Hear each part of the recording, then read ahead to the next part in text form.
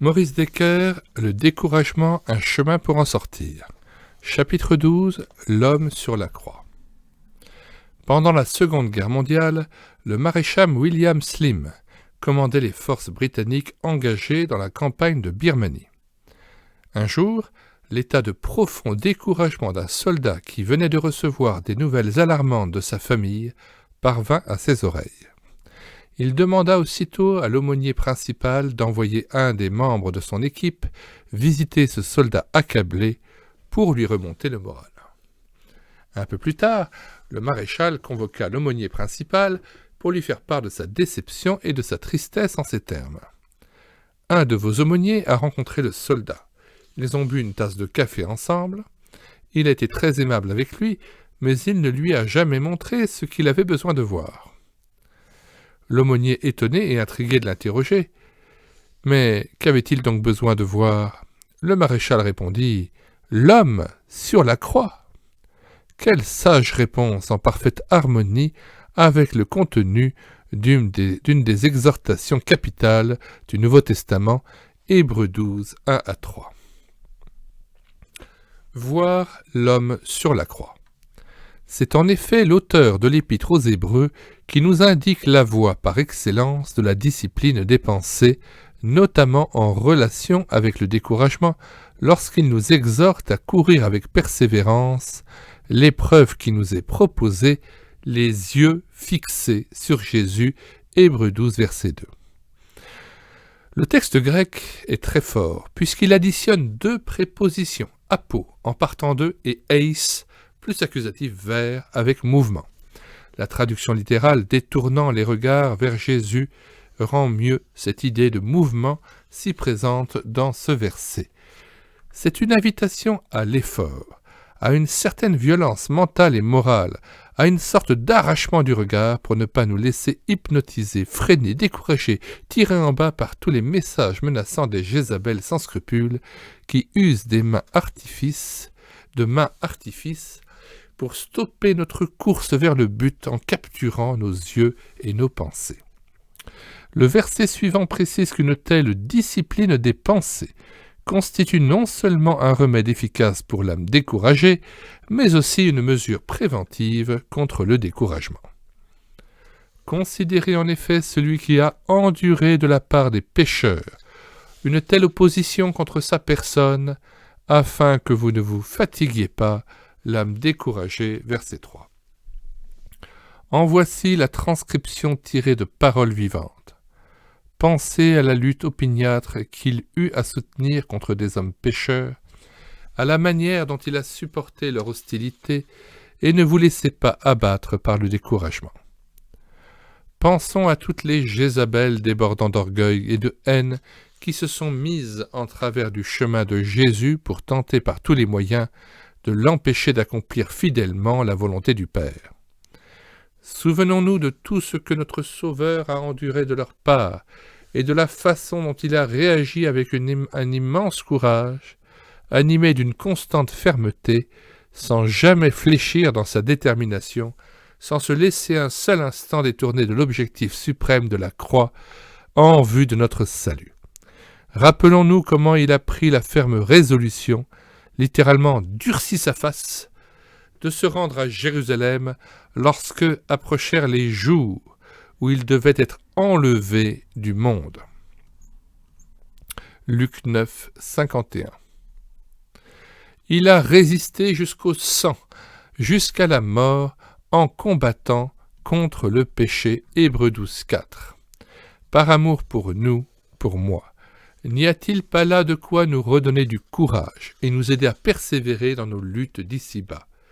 Écoutons le Christ vivant nous dire aujourd'hui « Vous aurez des tribulations dans le monde, mais prenez courage, moi, j'ai vaincu le monde. » Jean 16, 33. Répondons-lui avec une infinie reconnaissance. C'est pourquoi nous ne perdons pas courage. 2 Corinthiens 4, 16. Pourquoi t'as-tu, mon âme, et gémis-tu sur moi? Psaume 42, verset 6. Pourquoi es-tu abattu, ô mon âme, se dit le psalmiste à lui-même, et ne pouvons-nous pas en dire autant aujourd'hui? Y a-t-il une raison quelconque pour être abattu? Oui, 2, mais 2 seulement. Si nous sommes encore inconvertis, nous avons raison d'être abattus. Ou encore, si, étant convertis, nous vivons dans le péché, alors nous sommes abattus. Mais à part ces 2 choses, il n'y a aucune raison de l'être, car tout le reste peut être apporté à Dieu par la prière, les supplications et les actions de grâce. Et à l'égard de toutes nos nécessités, toutes nos difficultés, toutes nos épreuves, nous pouvons exercer la foi en la puissance et en l'amour de Dieu. L'exaucement en réponse à la prière et à la foi viendra en son temps. Espère en Dieu. Oh, souviens-toi de ceci, il n'y a jamais un moment où nous ne puissions plus espérer en Dieu. Quelles que soient nos nécessités, si grandes que soient nos difficultés, et quoique, selon toute apparence, la délivrance semble impossible, cependant, notre affaire est d'espérer en Dieu. Et nous découvrirons que ce n'est pas en vain. Le secours viendra au moment du Seigneur. Lorsque nous sommes fatigués et éprouvés, soit par une difficulté, une tentation, des pertes, des croix, ou affaiblis par la maladie, dans ces circonstances, nous pouvons aller au Seigneur Jésus et lui rappeler sa précieuse promesse, lui disant « Mon précieux Seigneur Jésus, je suis lassé. Voudrais-tu me donner une parole d'encouragement ?» Et il nous consolera, rafraîchira notre esprit et nous fortifiera par son esprit dans l'homme intérieur. George Muller. Question pour faire le point. Comment l'injonction « Repentez-vous » qui retentissait si souvent dans la prédication de Jésus se traduit-elle concrètement dans ma vie? Cette conversion décisive dans le domaine de la mentalité, de la pensée, avec ses répercussions profondes sur la personne tout entière, s'inscrit-elle dans mon expérience personnelle? Voir Colossiens 1, 20 à 21. Lire aussi le magnifique texte d'Ézéchiel 36, 25 à 27. Suis-je encore chargé de péchés non mis en lumière, non reconnus, non confessés au Seigneur et délaissés à la croix? Je me souviens ici de la douloureuse expérience de David et de sa délivrance dont il témoigne dans le psaume 32. Si nous confessons nos péchés, il est fidèle et juste pour nous pardonner nos péchés et nous purifier de toute injustice. 1 Jean 1, 9. Suis-je animé d'un esprit de pardon ou le ressentiment, la haine, l'amertume, distillés par mon moi orgueilleux, empoisonne-t-il mon cœur actuellement? Ai-je lâché la corde de la rancune? Ai-je pris la ferme décision de ne plus autoriser mon esprit à coopérer avec les mauvaises pensées que je cultivais avant de pardonner? Voir Matthieu 6, 12. Ai-je consacré mon être entier à mon Sauveur et Seigneur en réponse à son grand amour pour moi? Mon corps, mes forces et toutes mes facultés sont-ils à son entière disposition? Ai-je mis ma tête sur l'autel? Voir Romains 12, 1 à 2 et Lévitique 1. Suis-je aux prises avec la pieuvre de l'apitoiement sur soi, ce fléau destructeur qui fait de moi une personne amère, aigrie, cynique, se posant constamment en victime, gémissant, murmurant, accusant? Ai-je pris la ferme décision de cesser dès aujourd'hui de m'y complaire en changeant la direction de mon regard?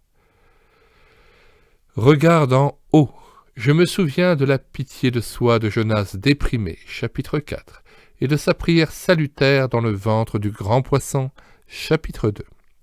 Suis-je enivré par les charmes trompeurs de la délectation morose, aimant qu'on me plaigne, me complaisant dans l'exposé détaillé et répétitif de mes malheurs, et refusant délibérément de quitter mon état de découragement?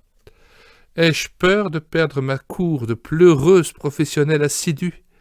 Est-ce que j'entends le Seigneur Jésus me dire d'une voix forte « Lève-toi et sors de ton tombeau » Luc 8, 55, 52, 55. Quelle est ma réponse? Suis-je décidé à faire aujourd'hui un pacte avec mes lèvres, me refusant à parler continuellement de mes misères et de tout ce qui ne va pas en ce bas monde? Vais-je désormais m'appliquer à développer et cultiver un esprit de reconnaissance qui trouve son plaisir dans l'énumération joyeuse des innombrables bienfaits de Dieu. De quelles fleurs nouvelles vais-je embaumer le jardin de mon cœur? De quelles pensées de qualité les parterres de mon esprit seront-ils ensemencés? Voir Philippiens 4, 5 à 9. Pour fêter ce déménagement de la ruelle obscure des murmures vers l'avenue lumineuse de la reconnaissance, pourquoi n'écrirais-je pas au moins quelques lettres de remerciement aux anges envoyés par Dieu dans le passé pour m'encourager et m'édifier? Quels autres jolis poissons rouges vais-je aussi offrir au bassin de mon nouveau jardin pour éliminer les larves de moustiques, voir Philippiens 3, 18 à 21, Colossiens 3, 1 à 4.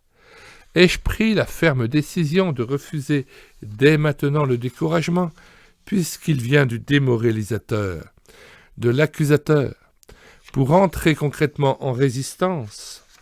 Suis-je résolu à cesser d'écouter mon âme et à lui donner des ordres autant de fois que nécessaire, afin qu'elle s'ancre solidement dans le Dieu de mon salut, voir Psaume 42, 43.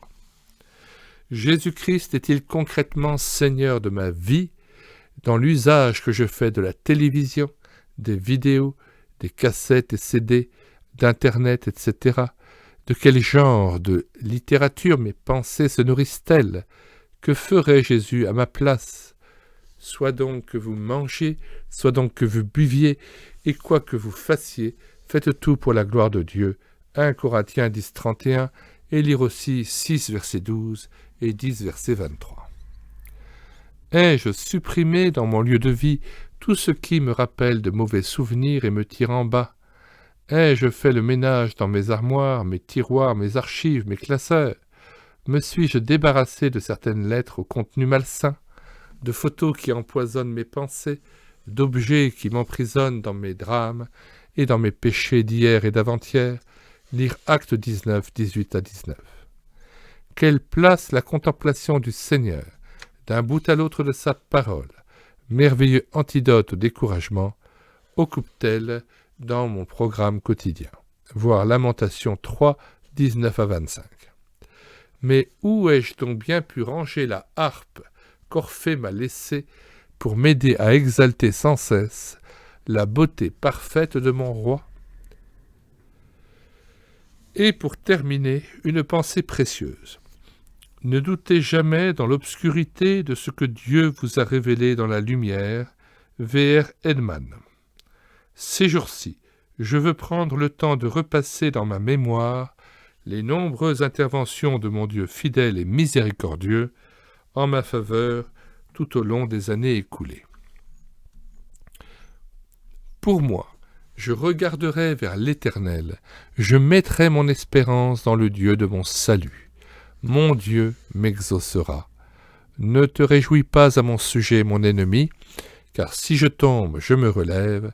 Si je suis assise dans les ténèbres, l'Éternel est ma lumière, l'Éternel est ma lumière. Michée 7, versets 7 à 8.